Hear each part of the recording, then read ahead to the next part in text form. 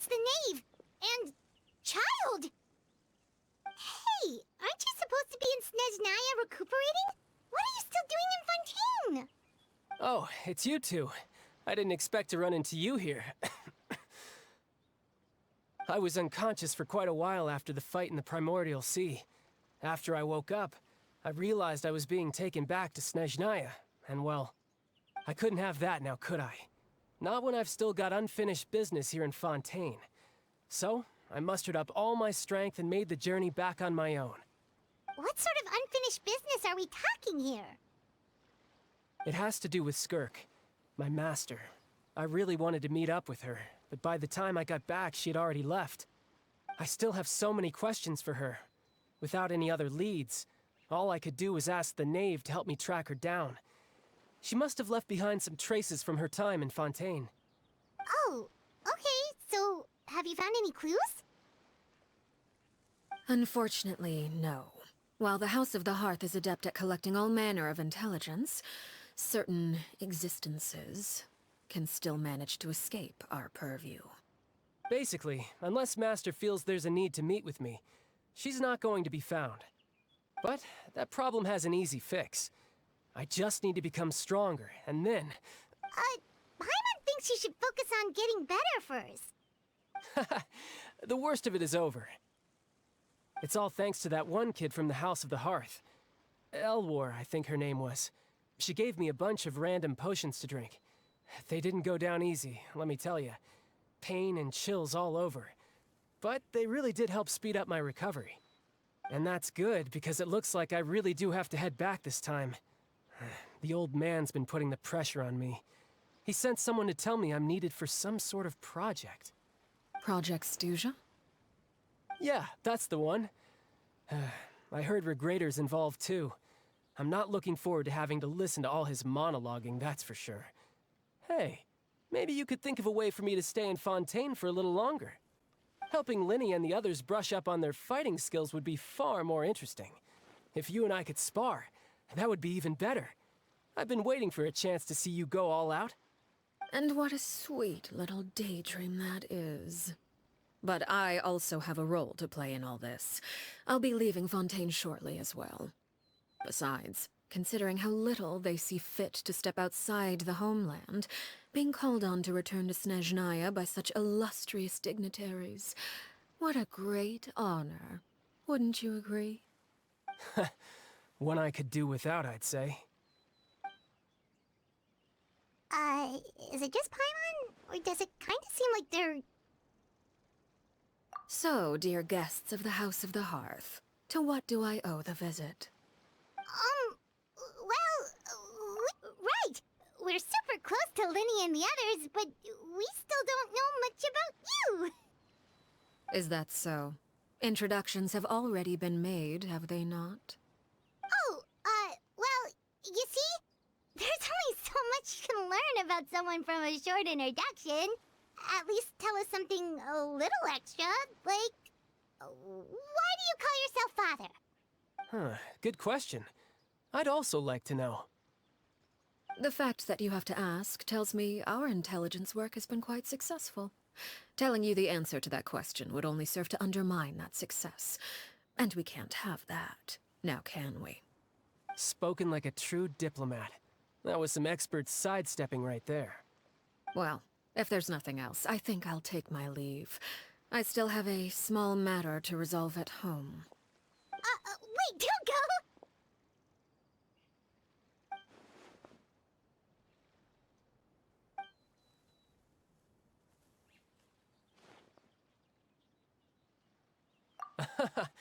I'd also like to hear the answer to this.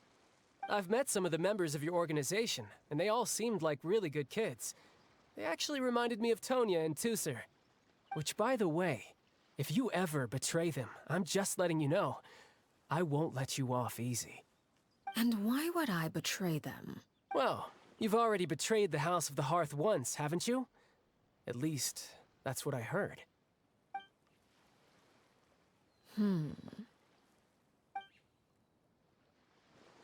Okay, I admit. That's just what the old man told me. The rooster, I mean.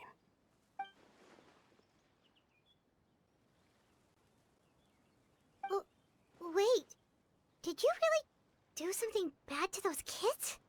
Never mind what I've done. I'm more curious as to what the mighty rooster had to say. Care to enlighten me? Ah, well, nothing much. Just some stuff about you taking out many other members of the House of the Hearth, and even going so far to attack your own family. I see. Oh, based on your reaction, I'm guessing it's all a bunch of lies. Hardly. I don't appreciate his particular turns of phrase, but I suppose he didn't say anything untrue.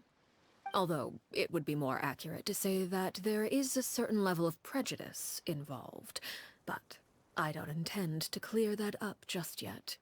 Prejudice has a funny way of concealing the real truth behind certain things, an attribute that I find to be quite advantageous. Call yourself a Fontanian, for example, and people will assume all sorts of things, when the real truth is that this is simply the land where I was raised. Huh? You're not actually from Fontaine? But then why did you try to help out with the— I was trying to protect the children born in Fontaine. Claiming that I myself was a Fontanian simply made it easier to operate. People would hardly suspect a fellow Fontanian of having any ulterior motives. Who wouldn't want to save their homeland, after all? The primordial sea wouldn't have any effect on me, but it would have caused great harm to the House of the Hearth. Well, you wanted extra information, didn't you? There you go. I hope that satisfied your curiosity.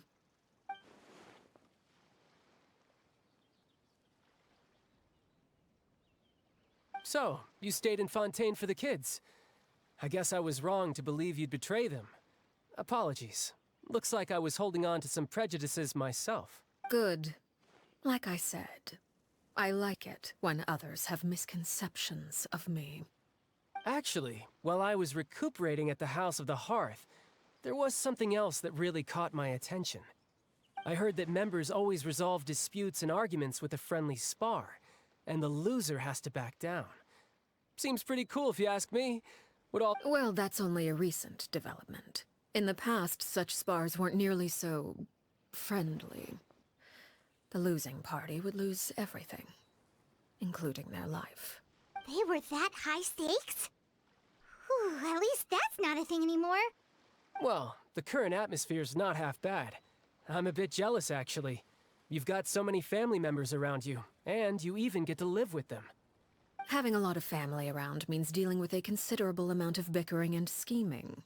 Once Tonya and Tusser enter their rebellious phase, I'm sure you'll understand. Just imagine.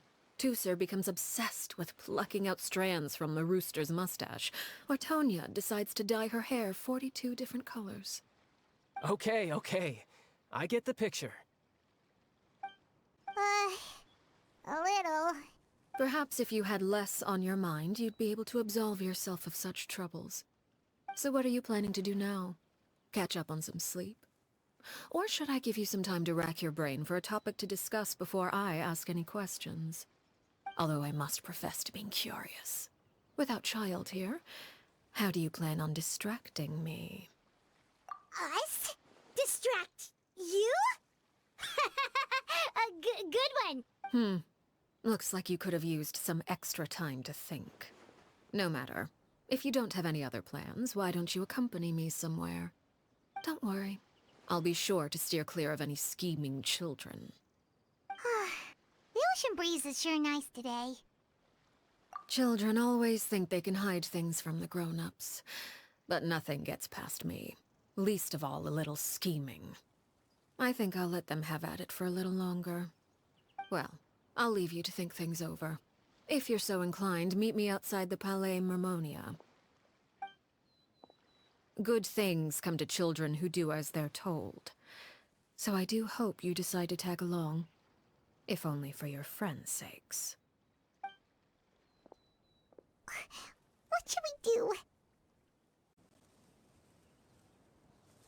What is this place? Somewhere long forgotten by everyone. It used to be a grand building. Now it's nothing more than a pile of rubble. No one comes here anymore, nor does anyone care about what once happened here. Although, this place does have something to do with the story I'm about to tell you. It was before I became a Harbinger, and before Linny and the others joined the House of the Hearth. Due to certain events, I first killed Clairvy and then her mother. And this is where it all happened. You were the one that killed Clairvy? Patience now. Allow me to explain Clairvy's side of the story first. I'll start from the beginning. Clairvy was 6 years old when she was brought by her mother, Crucibina, to live in the House of the Hearth.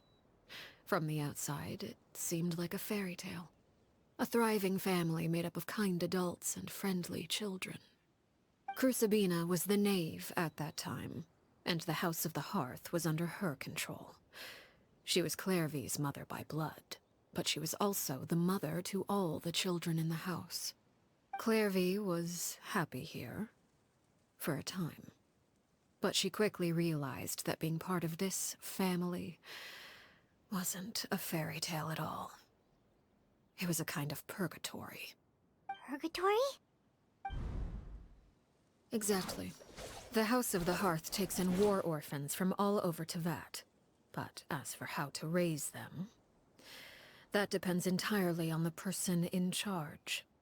Crucibina came up with a novel idea. She would teach the children to fight, force them to duel each other, and then crown as the king of the house the child who proved themselves most worthy of inheriting her title. It's difficult to estimate the number of children who died or were maimed in the process. There's little I can say about the ones who died. The ones that emerged with permanent injuries, on the other hand, well, they still served a purpose. They would be handed over to the doctor to be experimented on, or sent away on dangerous missions. Nothing more than tools to be used and then discarded. So those were the experiments Clairvy was talking about. But what actually happened to her? You said that Clairvy was Crucibina's daughter, so if Clairvy tried to convince her to stop what she was doing, Crucibina probably would have listened, right? Despite being Clairvy's mother, Crucibina cared little for her daughter. She forced Clairvy to join the House of the Hearth only as a means to demonstrate her own impartiality as a mother, to prove that she treated all her children equally. Clairvy did try to convince her mother to change her ways, but it was to no avail. After her efforts failed, the only other option was to rise up and try to fight back. Unfortunately, the other children had already been thoroughly indoctrinated into the illusion of happiness Crucibina had created. Of course, there was one exception. Someone Clairvy's age, who knew the truth about the House of the Hearth. Her name was Peruere. Wait, the friend that Clairvy mentioned? Friend, huh? I suppose we can call her that for now. Clairvy was a cheerful and passionate person with a tenacious spirit. Peruere, on the other hand, was rather cold-blooded. Her cold-blooded nature allowed her to see through Crucibina's facade. Yet, it was also this cold-bloodedness that prevented her from acting against it. At least at first. While Clairvy longed for freedom, Peruere was convinced that, amid all the fighting and violence, she would make it until the end. Despite their differences, the two became fast friends, united by their knowledge of the truth. Clairvy told Peruere that she hoped to create a real family, where no one would be killed or sacrificed. There may have been a certain naivete to her ideas, but Clairvy proved her determination many times over. She tried countless times to run away, ask for help, or expose the truth. But her efforts only earned her beating after beating. The only thing that kept her going was her strength of will. Even with her body racked with pain, she would still stand on her tiptoes and open the window at night. She and Peruere would look out at the moon together, a fierce longing for freedom shining in her eyes. But one day that light simply vanished. Oh no. What happened? Her hopelessness resulted from a culmination of things. 10 years had passed. 10 years worth of failure after failure. She and Peruere weren't children anymore, but finding any chance to escape still seemed as hopeless as ever. It was during this time that Peruere suggested a new plan. If escaping was out of the question, why not take down the very person sitting on top of this throne of lies? Mother herself. Clairvy rejected that proposal. She claimed that, as a famous harbinger, Crucibina possessed an unimaginable amount of power. Trying to kill her would have an incredibly low chance of success. Clairvy never gave another reason, but Peruere could see it written all over her face. Clairvy still thought of Crucibina as her mother. Killing her own flesh and blood was a line she couldn't bring herself to cross. If she couldn't escape and fight back, then only one option remained. Precisely. Death was the only way that she felt she could be free. It happened during a duel. When she arrived at the dueling ring that day, her partner turned out to be none other than Peruere. The very person that had stood by her side all those years. It was a fierce battle. But ultimately, Clairvy decided to let Peruere end her life. From that moment on, Peruere's journey was one written in flames. When the rain finally came and washed it all away, there she stood, the sole victor in Mother's endless game of slaughter. A trail of corpses strewn across her path to success. It was the very result she had predicted 10 years prior. Even then, she believed she would make it until the end. She wasn't surprised by the fact that she emerged as Mother's undisputed heir. Rather, her success left her with an inexplicable sense of restlessness. She was unsettled. And there was only one thing that could quell that sensation. Perhaps you two would like to take a guess as to what it was? Crucibina, you mean? But... Correct. This is the place where Peruere killed her best friend. A mere year later, this is also the place where she fought tooth and nail to kill the mother they shared. The moment she acted, any conception of what was right or wrong ceased to matter. It's one of the principles of the house. Only those who survive get to write the rules. Peruere won the battle, and became a harbinger herself. After which Her Majesty, the Tsaritsa, bestowed upon her a new name. Arlecchino. So the Perry Clairvy was talking about... It was you all along. You're Peruere. Arlecchino is just a name you got later. I left that name behind long ago. I must say, hearing it now does bring back memories. I don't anticipate so much as a single speck of Wait! Paimon can understand why you might want her gone, but isn't there another way? So what if she's trapped in her 6-year-old self? She's still your friend! At least talk to her first! It's too late for that. She broke the rules, and now she must be punished. That goes for Filial and Nentoy as well. She's had quite the effect on them. I hope you understand. The difference between Crucibina and myself lies in our formulation of the rules, not our policy for enforcing them. Upholding the rules without question is a trait we both share, because that is how a household should be run. Is this really what you want to do? Whatever could you mean? Don't you want to say a proper goodbye at least? Whether as a killer or as a father, there are two things that must be avoided at all costs: anger and sorrow.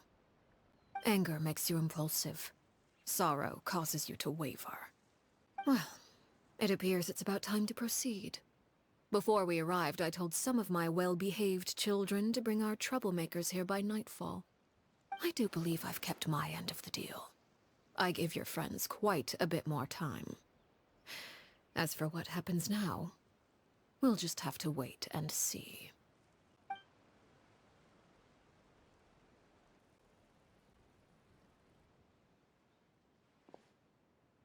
Here they are, Father. You gonna execute him? Seeing something like that would actually be a first for me. Lenny! I'm sorry. I heard about how you helped buy us more time. But I still failed. I couldn't find a way to fulfill her wish. Huh? Are you... Perry? Indeed, it's been a while, Clairvy. Perry! Shh. Stay right there. I'm sorry to postpone our reunion, but first I believe certain scores need settling.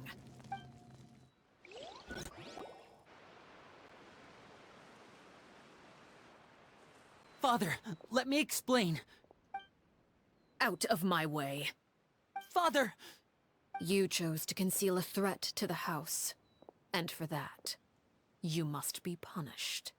Overall, however, I suppose your wrongdoing is hardly the most egregious of the bunch, so I'll deal with your punishments later. As for right now, the more pressing concerns are the traitor— By traitors? Do you mean us? Father, let me explain. We didn't mean to— Fultz, why don't you share what you heard? Yes, Father. Secret Midnight Meeting number 3. Participants, Filial, Nantoy, Sato, Toddy. Nantoy clearly said, if only Father wasn't the one who took us in. Sato added, I'm sick of this life. I just want to live as a normal person. Filial was the worst of them all. She called us crazies and said a bunch of mean things about Father. I did not! You're lying! Fultz is trying to frame us. It's not like I'm the only one who heard those things. After that, you and Toddy and a bunch of other people started talking about Clairvy. You were using all those things Clairvy brought up as an excuse to question Father. We're birds locked in a cage. The only way out is to destroy it. That's what you said, wasn't it? You little... You just want me gone, don't you? What did I ever do to you, huh? And you, Sheplo, have you forgotten who stood by your sickbed, watched over you, and changed your dressings? Come on, let's hear it then. What's your reason for all this?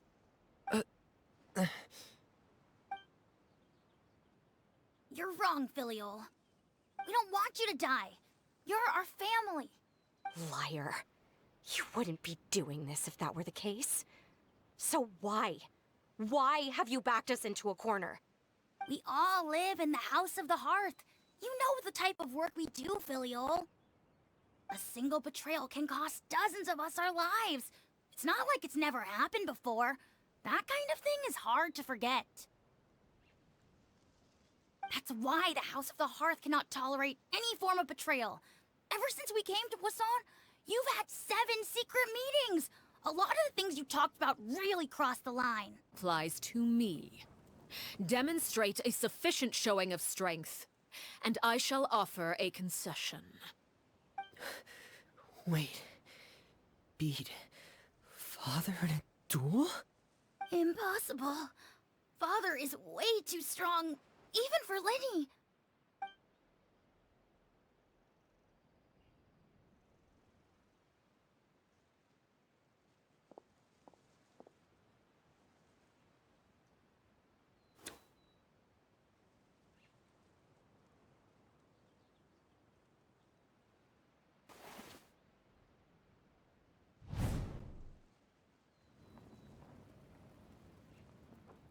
Did you hear that, Traveler? Lenny and the others have to duel the knave. What should we do? If they lose, those people from the house are really gonna be executed. Hey!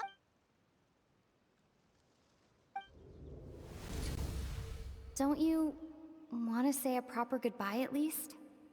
Anger makes you impulsive. Sorrow causes you to waver.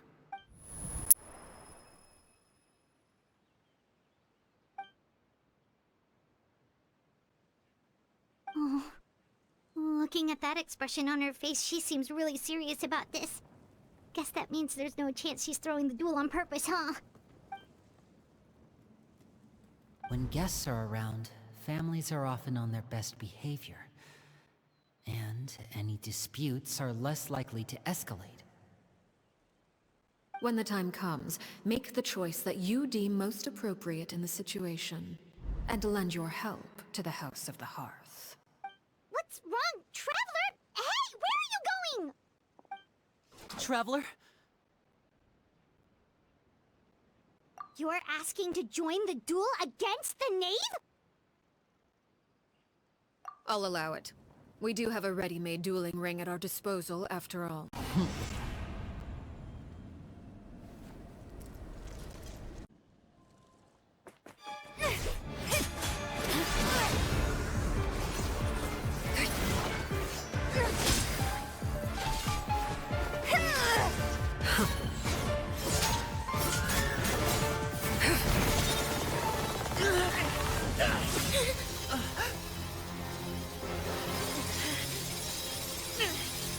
You should know better than to crowd in one place.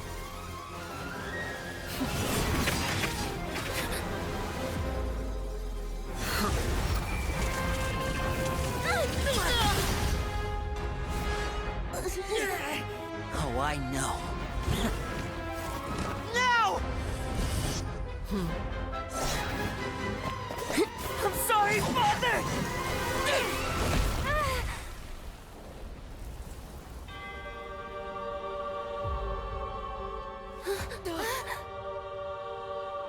Sorry for what? This pitiful excuse for an attack.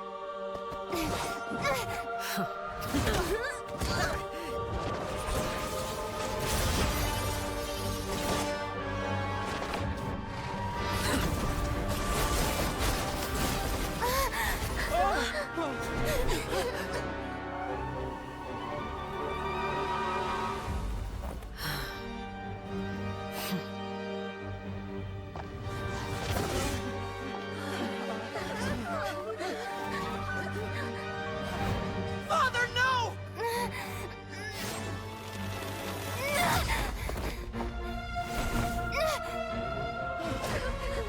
Made it out, did you? You're stronger than I expected.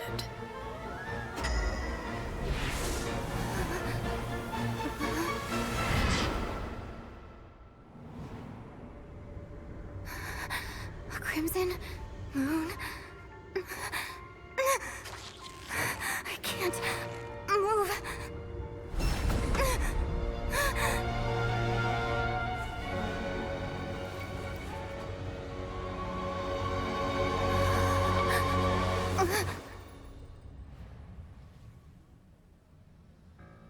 Still, not strong enough to beat me.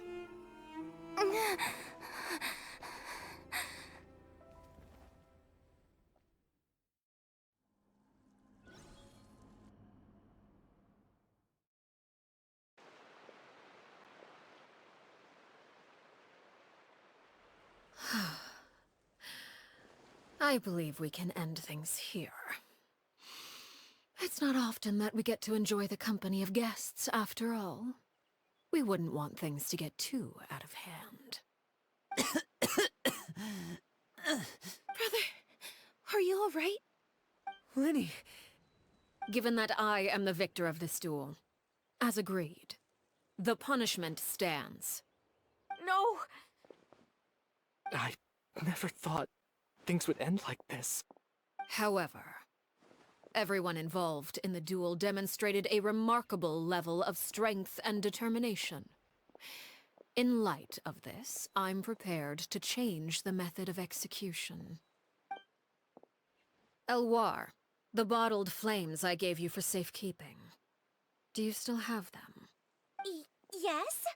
I wasn't sure what they were for, but I've kept them super safe. I didn't lose a single one. Wonderful. Then, in just a moment, I'll have you administer them. Bottled flames? Indeed. They're the product of a secret experiment. Under certain special circumstances, flames can be extracted from my person and preserved.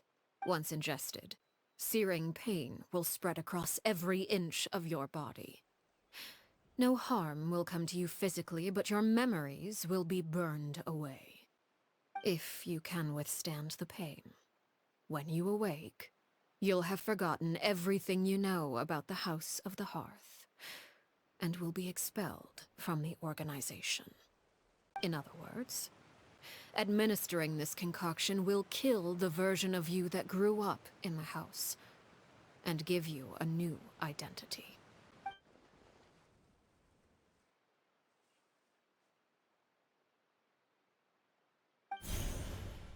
Memory is a mysterious thing indeed. Losing a portion of your memories will alter your sense of self.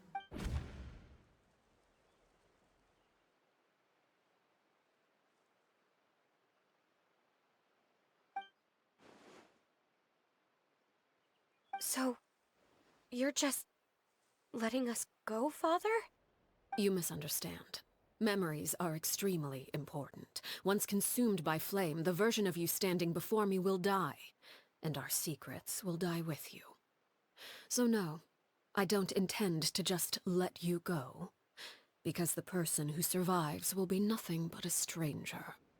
Even so, I won't have to live in fear anymore. I'm sorry, Father.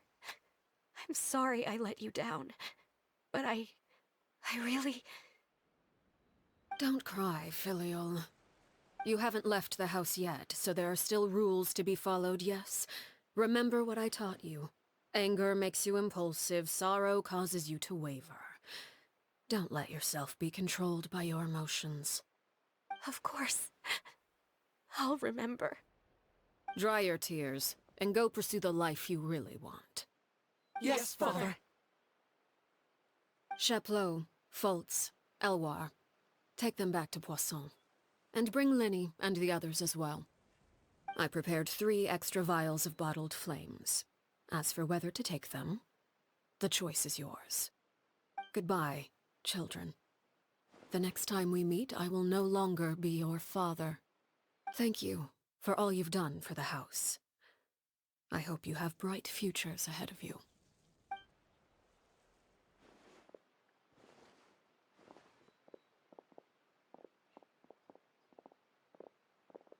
Father! Let's go.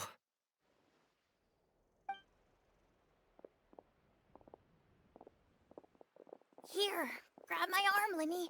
Thank you.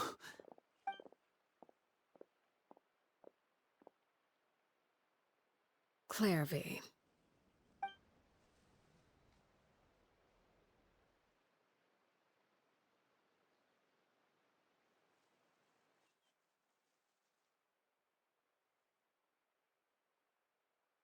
Can we talk now? I've been waiting for a super long time. You really are Perry, aren't you? I haven't seen you in so long. How come you're all grown up? Wait, did I somehow travel to the future on accident? Or am I dreaming? What a long dream. Neither. You died, Clairvy. That's what happened. You could have at least sugarcoated it a little. Look, she said... oh. Okay, then. Huh? That's it? You accepted it just like that? Yep. If that's what Perry says happened, then I believe her. Perry wouldn't lie to me. Clairvy. You've worked tirelessly from the shadows to overthrow the House of the Hearth. Now, by my authority as the Knave, I shall announce how this matter ends. You are hereby expelled from the House of the Hearth. You are no longer tied to this place, nor are you bound by its rules. You're saying that I can finally leave? I get to experience the outside world as well? Oh, I almost forgot. There's no getting older for me. Still, seeing who you grew up to be makes me really happy, Paraware. Take care of yourself. Goodbye. May we meet again someday.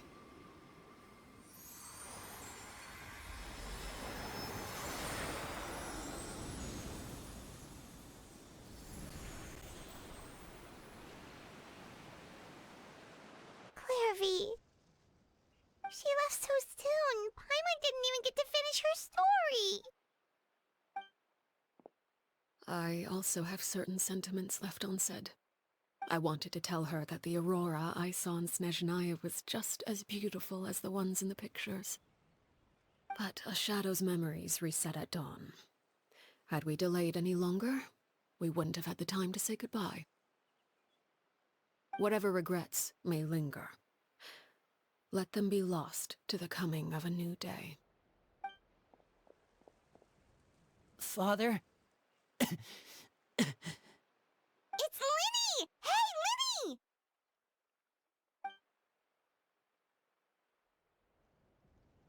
What is he doing back here? Let's go check it out.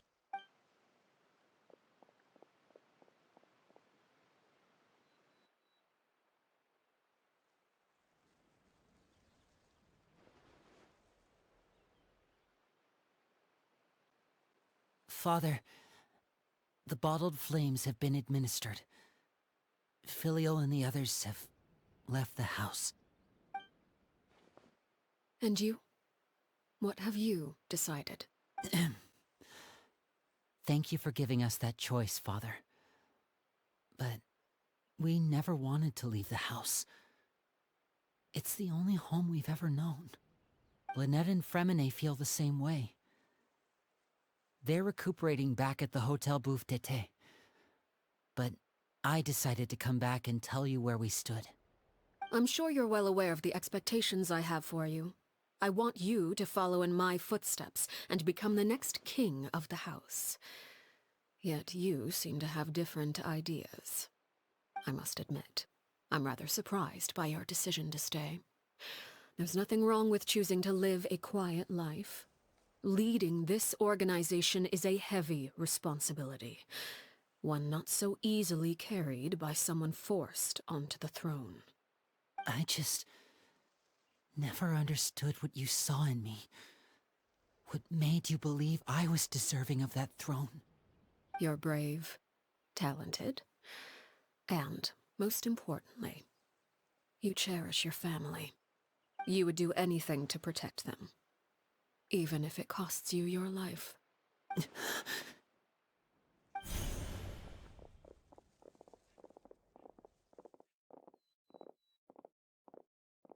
Speaking up back there was so brave of you, Linny. It's all thanks to you that we were able to convince Father to back down. You're a hero, Linny. Hero. Father is the real hero. Had Father gone all out during the duel, there's no way I would have walked away with my life. She must have had it all planned from the beginning, from the very moment she suggested a duel. I'm not deserving of that title. I'm not strong enough, or smart enough. You're wrong. In my opinion, all you need to be deserving of the throne is conviction, and the necessary strength to act on it. We may have different ideas of what it means to be a family, but you can hardly be said to lack conviction. What you truly lack is strength. For someone of your talent, though, that's something that will come with time. Even without that strength, you still chose to face me in a duel, even though the odds were stacked against you. That capacity to honor your convictions is what I truly see in you. Father. No one knows what the future holds, what tragedy or triumph may be in store. Being at the head of this organization requires the strength of will to face whatever comes. Caution will only hold you back. If reaching a certain standard were required to go after what you want, I would never have succeeded in killing my predecessor. Back then, there was still a considerable gap between our abilities. Strength may decide the ultimate victor, but those who let a lack of strength dictate their decisions or undermine their convictions will never be worthy of the throne. I understand, Father. Thank you. Children must grow up to surpass their parents. Only then can a family continue to flourish. The road ahead is not an easy one, so I'll ask you one last time. Are you certain you want to stay? You've done so much for me, Father, and that kindness must be repaid. Plus, with Project Stuja at hand, there are many dangers ahead, and I, for one, don't intend to back down. Protecting my family at all costs. That's my conviction. Then you're welcome to stay. As for Project Stuja, you need not be too concerned. If those cowardly businessmen and heartless dignitaries try to take us down, I'm prepared to teach them a lesson. Having members who longed for the light was our organization's last weakness. With those members no longer among our ranks, the House of the Hearth is like at present. Our imperative is to use their plan to our advantage. In doing so, a crimson moon shall rise amid the frigid blizzards of winter. No demonstration of loyalty shall go unrewarded, and no sacrifice shall be in vain.